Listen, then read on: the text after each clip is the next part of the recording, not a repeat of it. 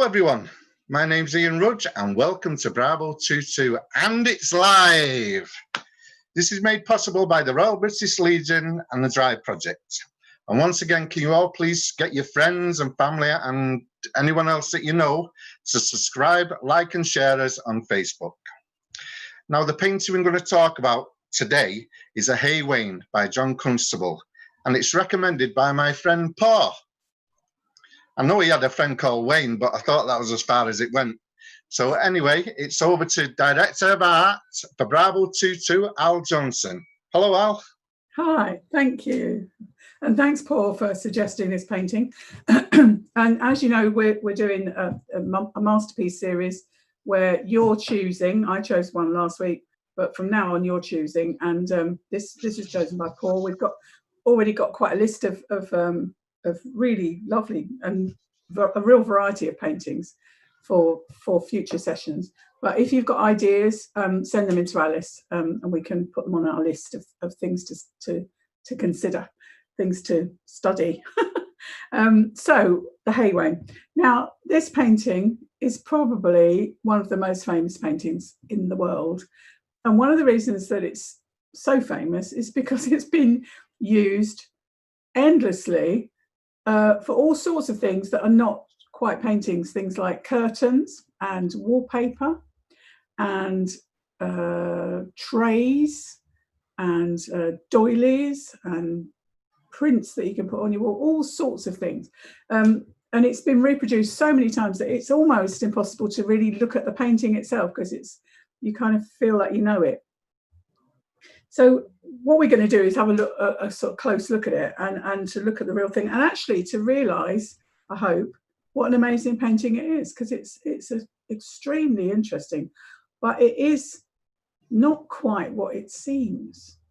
So in that light, Ian, I'm just going to ask you to start with, when you look at the Hay Wain, so let's have a look at image one of our painting. So this is the whole painting. When you look at this painting, do you think you're looking at a traditional landscape painting? I would say so. It's a scene that you can find, anywhere really. The Lake Districts, and I think you could find that scene at a traditional anywhere. Right, good. So we've got what we consider to be a traditional landscape. Although actually, when Constable painted it, it wasn't traditional at all. It's actually was really rather badly received. People thought it was a terrible painting. And I'll tell you a bit more about why that is in a minute. But first of all, let's just think about the painting itself. Let's have it, because it's always good, I think, to start by looking. A lot of art historians, I'm not an art historian, I'm an artist, a lot of art historians don't really look at the painting. I looked at watched the lecture on YouTube. It was a terrible painting. Oh, I'm getting a repeat from myself. I was watching a lecture on YouTube on this painting, and the lecturer spent 20 minutes not actually talking about the painting at all, telling us about all sorts of other things. So I think the thing to do is to have a look. So we've got our image up now, image one. What we're seeing is a pond with a cart going across it, pulled by horses, dark horses. There's a cottage on the left-hand side. There's a little bit of a building on the extreme right-hand side. You can just see a little bit of wall. There's lots of trees, and there's a meadow beyond the trees. And in that meadow, right at the back, I don't know if you can see this, right at the far side, there is a series of little white dots. You might not be able to see them very well, but those are people cutting the corn. They're haymakers. And the painting is called the Hay Wain. And it's called that because the wain is a cart. The wagon is called a wain. That's the old-fashioned word for wagon. So it's the hay wagon, and it was used to transport the hay, which was cut for the animals for the winter. So cut and stored, dried out and stored. So what the Hay Wain is actually doing is being taken across the mill pond, and you can see a sort of inlet of water on the sort of towards the right hand side, and that's the ford, and it's going to go over the ford. And in fact, the area is called Flatford, and it was because it had a flat ford, so a low ford. So the hay's been taken across the ford into the meadow to be stored, or to be filled up actually, and then later it'll be stored. There's also a little boat. I don't know if you can see on the right hand side. There's a little boat, a man in the bushes there. If we have a look at image 2, we can see the Hay Wain a bit closer too, and you can see that the men on the Hay Wain itself, 2 men, and the horses with their red saddles. I'll come back to the red actually in a minute. And you can see that the water is quite shallow. You can see that the back wheels are just in the water, probably about 6-8 inches, 15 centimetres, something like that. So it's not very deep water. And this was the mill pond. And the mill pond belonged to the mill, which we can just see on the right-hand side. And the mill ground the corn, and the water in the pond was used for the mill to grind the corn. So it's quite a sort of busy painting. If we go back to the main image again, image 1, you can see there's quite a lot going on there. The haymakers in the background are actually very tiny. One's sharpening a scythe, and one's pitchforking hay on. There's another wagon over the back there, and they're pitchforking their hay onto the wagon.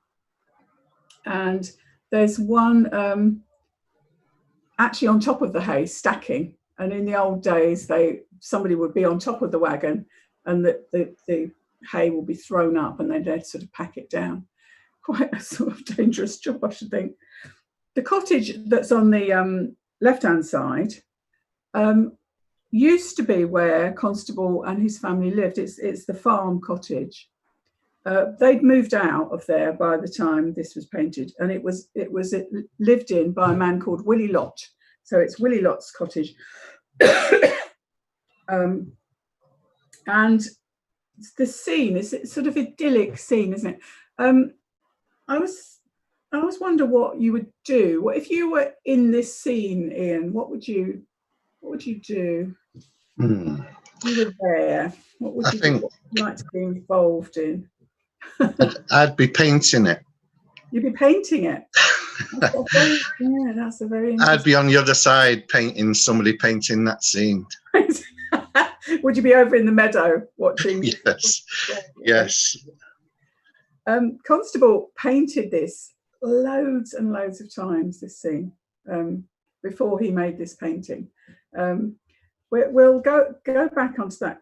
Go back to that in a minute. The picture itself is called the Hay Wain, as I said. It wasn't called the Hay Wain by Constable. It was a sort of nickname for the painting. Often paintings have nicknames which then become the name that we know it by. So, and actually last week when we looked at the ambassadors, I think I mentioned that the ambassadors that wasn't the name for the painting. It was a kind of reference to the painting. It was actually called a portrait of Jean de Dintville and Georges de Selve, and it becomes known as the ambassadors because that's kind of sensible. But this painting was actually called Landscape at Noon originally when it was first exhibited. Have you seen anything else, Ian, that I haven't mentioned in the image? You know, when I was first told about this Hay Wain, I thought of a cart with a load of hay on it, and I seem to remember that image. I don't know where I get that from. And when I mention it to other people, they seem to have the same idea. There's no hay on this cart, is there? You're thinking of another painting, I think. Yeah, I think it is. Yeah. Yeah, he painted several landscapes of this same area. This is the River Stour, Yeah, so you're kind of imagining it to be slightly different. I don't know if you can see, there's a dog in the foreground. Yeah, yeah. Now, I mentioned the red on the saddles, and if you're looking at the painting in the gallery, it's an enormous painting. It's about nearly 2 meters across, so it's absolutely huge. So when we look at it on a screen, we're getting a very sort of poor idea of the painting. But something that Constable does is this use of red, and there's quite a lot of red in the painting in little amounts. So if you look at the roof of the cottage and the saddles of the horses and the dog has got his tongue hanging out, pink tongue hanging out. You get these little patches of red that kind of move you around the painting. There's also, I don't know if you've seen this, but there's also in front of the cottage, there's a woman doing her washing, just sort of dipping washing into the, so she's using the mill pond to do her washing. I don't know if you can see her. So it's quite complex.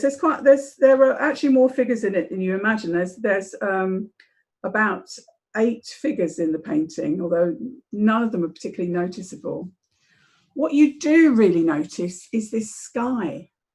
And if you measure, just by hand, how much of the painting is sky, the sky is more than halfway down, so that the horizon line is lower than the centre.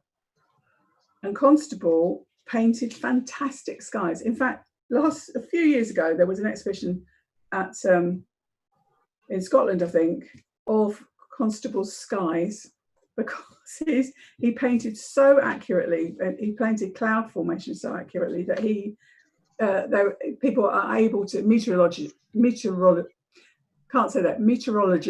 are able to tell the weather precisely from these skies. So it was a very, very thoughtful painting, very accurate depictions. Okay, anything you want to ask, Ian, or have we got any questions coming up? Can I just say a quick few hellos to Luke, Lorraine, Mick, Sally Ann and Paul. Yeah. Hi to everyone. Apparently this is one of Sally Ann's favourite paintings, and you introduced her to it, and she said it's incredibly difficult to create a painting in oils with so much lifelike detail. Yes, it's actually it's a very interesting, that thing about detail. I'll come back to that because I'm going to talk about in a minute about his technique, but it's actually intriguing because you feel that there are huge amounts of detail.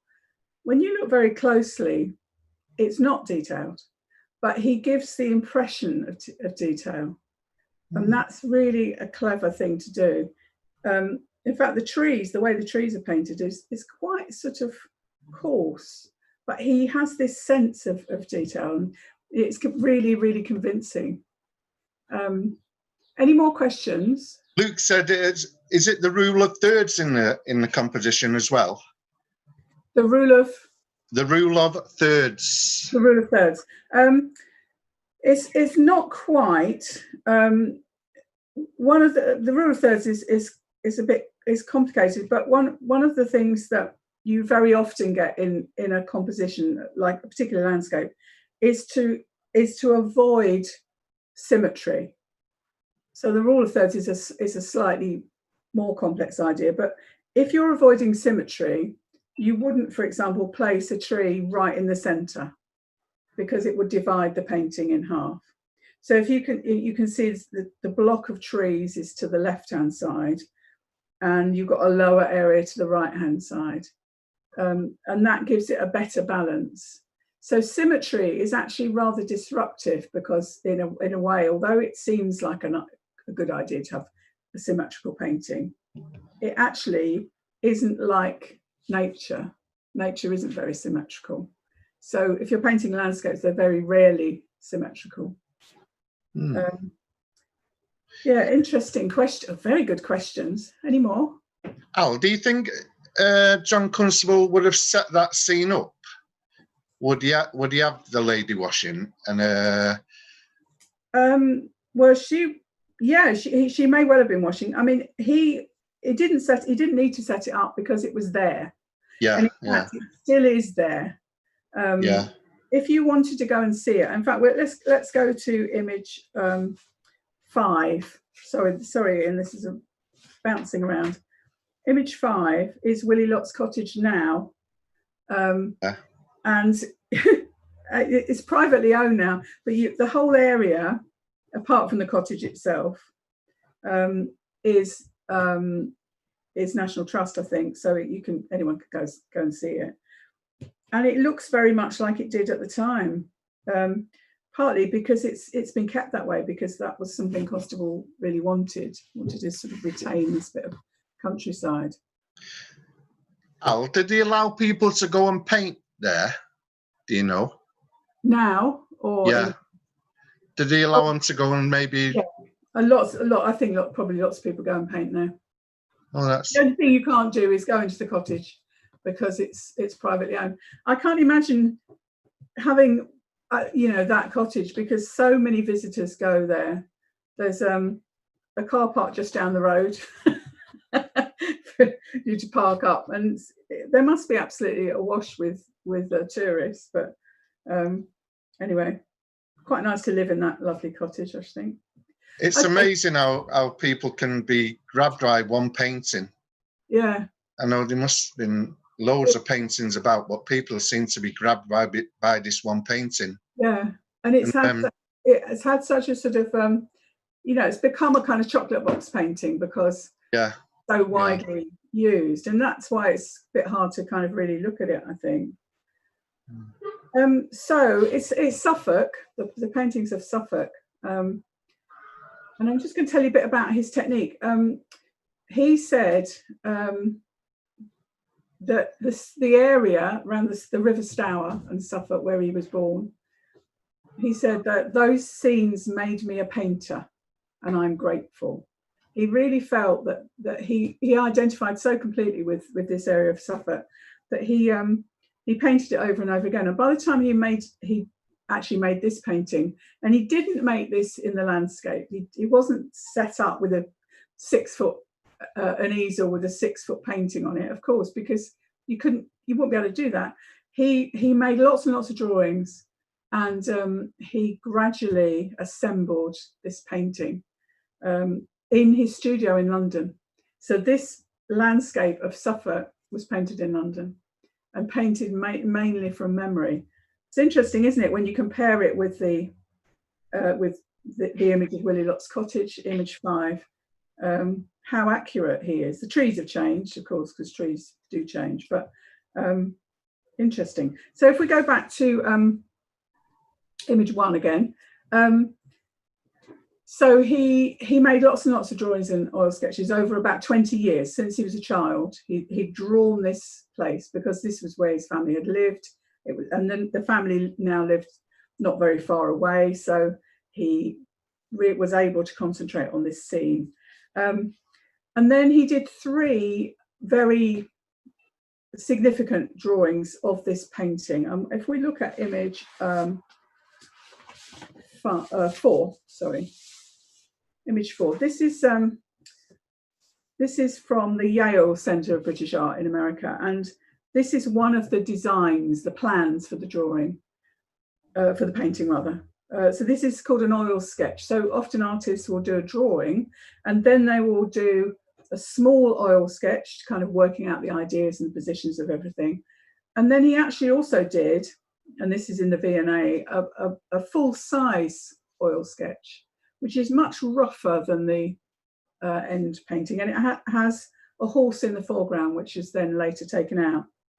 So he did all this preparation work, and then he sets about making the painting in his studio after really becoming very familiar with this area. So he knew it really like the back of his hand, and he had a very strong sense of what he wanted to put into this painting. He uses a technique called scumble, which is where you paint to start with. You lay down some paint, and that dries, and then you paint either with a stiff brush using a very thin paint, or it can be a coarser paint just on the end of your brush, and it's sort of almost like dabbed on top, so you get a layer of colour on top that shows the colour before. And a lot of the trees are painted using that scumble technique. If we look at image 3,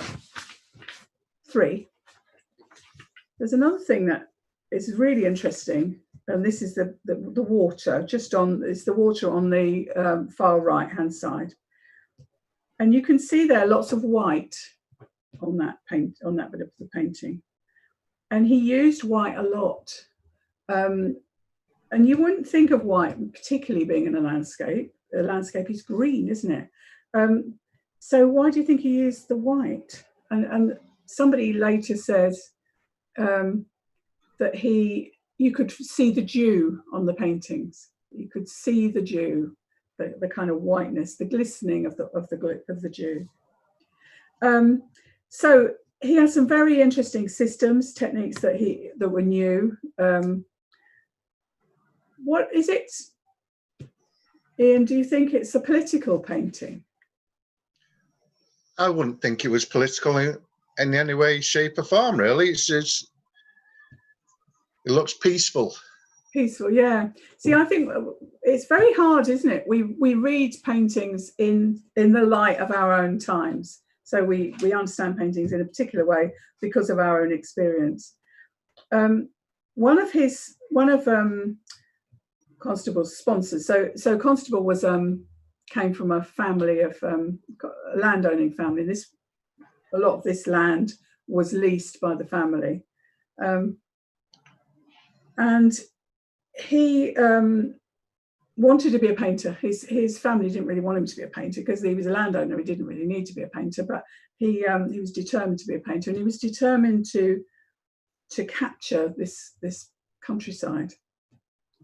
But the way of capturing countryside at the time was not like this. It was very, very precise, and it was so he admired paintings by an artist called Claude, and there were quite a lot of Claude's paintings in the National Gallery as well. And Claude's paintings were very, very neat landscapes, beautiful, but very much neater than this. And they often had mythical characters in the background, and sort of references to Greek and Roman mythologies, that kind of thing. Not the peasantry, the rural peasantry as you've got in this painting. What happens with paintings is that over time they go brown because the varnish changes. And there was a man called George Beaumont who was one of Constable's kind of sponsors. He really supported him, particularly after his wife died. George Beaumont was very really supported him. But George Beaumont was a collector of paintings. A lot of his paintings are in the National Gallery now. And he said to Constable, "Your paintings, they're too green. This is much too green. Landscape paintings should be brown." And his view of this was because he had all these Claude paintings with old varnish, and lots of his friends had been smoking their cigars in the salon, you know, and puffing their smoke over the Claude painting. So over the years they'd become brown, and he thought that was the right way to paint a picture. So when Constable paints this really, really brilliant green painting, it's very heavily criticised. People didn't think that was how painting should be. In fact, later on when he becomes a fellow of the Royal Academy, and the Royal Academicians were allowed to put a painting in every year to the exhibition without it being judged. Outsiders, it's a bit like the summer exhibition now, actually. The Academicians can put work in and everyone else has to apply. But his painting by mistake got put into the group of people who are applying. And somebody said, one of the judges said, "Take that green thing away," because they thought landscape paintings shouldn't be green; they should be brown. And so he was very cross, and he took his painting away. He said, "I'm off then," and he picked it up, took it away. Yes. Yeah, that I think answers a question from Sharon. She said, why do you think you use such dark colours, and is there a way of getting rid of discoloration on a painting, or is it too risky? There's lots of discussions about that. The Louvre in France, in Paris, they don't clean paintings because they feel that it will destroy them. Okay. In the National Gallery, they've got a conservation department and they do clean paintings, but they don't do it very often, and a lot of it's kind of light dusting. If they have to take off the varnish to clean so that because the varnish is so discoloured, it's potentially a problem because it might take layers of paint off. So they have to be a bit careful about it. So any more questions, Ian? Well, also actually from me, actually, a little known fact that you probably don't know. Yes. John, I don't know. He started a police force with his mate Billy Sargent and his mate Sid. So stick John that in your pipe. And Billy Sargent. And who's the other one? Sid, spelt with a C. Sid. Right. I didn't know that, Ian, actually. There you go. I think Ian's feeling that he doesn't know enough. Brilliant. Thank you very much for that late entry into the Constable discussion. The other thing that he wanted to do, I think, was to capture, and this is why it's political, I think. I mean, it was political in a sense because he was painting in a different way, a completely different way, using different kind of effects, different colours. George Beaumont said that his sponsor said painting should have the tonality of an old Cremona fiddle. So that's a violin. So the colour of old wood. And apparently Constable went and got an old Cremona fiddle and put it on the grass. It didn't say anything, just gestured to it as if to say, that's brown, grass is green, painting should be green. The other thing that I think he was doing was trying to capture this essence of the countryside as it was at that time, because this was painted in 1821, not long before the Industrial Revolution. And I think people knew that everything was going to change once the steam engine was invented, factories were created, the train is invented, steam ships are invented, all these new inventions which will change the landscape. And he really, really wanted the landscape to stay as it was, and he wanted to capture this little bit of landscape. And actually he did, because this area is now known as Constable Country because it stayed exactly as it is. And as I said, you can go and visit it, so you can go and see exactly this scene. And if you walk down the path from the car park, you walk down the path, you suddenly come upon this scene exactly as it is. Not there's no Hay Wain in the middle, but it looks pretty much as it does in this painting. So he has managed to capture it, I think. Have we got any more questions? Just from Sugar Free Steve, how long did this painting take to complete, do you think? Well, that's one of those questions we never know the answer to, really, because even if artists keep documents about when they were commissioned and when they were, because all paintings at this time would have been commissioned or would have been intended for sale, although he had trouble selling this, actually, because people just didn't like it. They didn't think it was what a landscape should be. He didn't sell it until a couple of years later. And it had to go to France to be sold, weirdly. So the British didn't want the landscape, their landscape, but the French did. I believe he only sold 20 paintings in his lifetime. Who, Constable? Yeah, and that's correct, by the way, I think. Think of that? Yeah, he only sold 20 paintings. Right. And I like the idea he can come, if he came back today, he can go back and paint the same picture. He could. Yeah, he'd have to find a Hay Wain for himself. The Hay Wain actually is weird because it's not really like a hay wagon at all. The sides are too low. It's really like a lumber wagon actually. But I think that's a bit of artistic license. I think he just likes the look of that. So, any more comments or questions? Do we know the dog's name? No. Should we give him a name? I think we should give him a name. Yeah. What do you reckon, Ian? Johnson. Let's call him Johnson.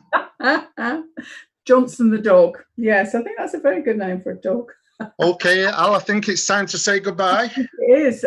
Thank you very much for watching. I hope I haven't rambled on too much.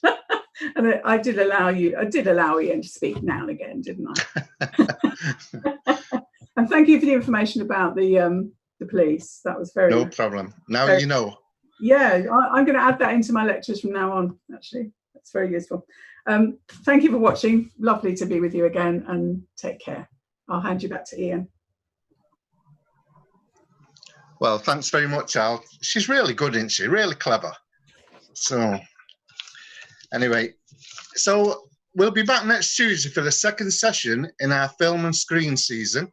Chris Roop and Neris Pearce will be delving into the magical world of production design for the screen. So tune in at 11 a.m. next Tuesday. And don't forget about Thursday's art session. Very important. You'll be receiving news about that ASAP. By the way, Neris, I saw your video about swimming the channel. Absolutely amazing.